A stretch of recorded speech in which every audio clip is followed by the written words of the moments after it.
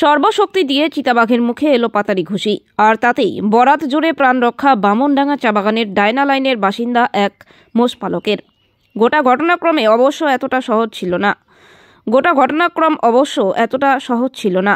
একপাল মোষকে জলঢাকা নদী থেকে জল খাইয়ে বাড়ির দিকে ফিরছিলেন বসন্ত ভোক্তা নামে বছর 54 এক ব্যক্তি।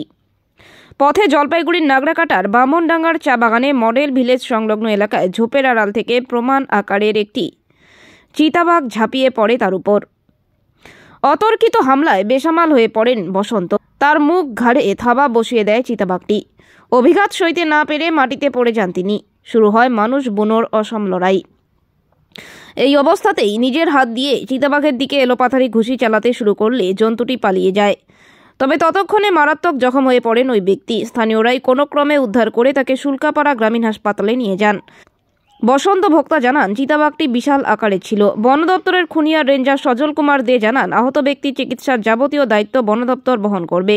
এদিকে স্থানীয় সূত্রে জানা গিয়েছে, বাগানটিতে বেশ কিছুদিন ধরেই চিতাবাঘের উপদ্রব চলছে।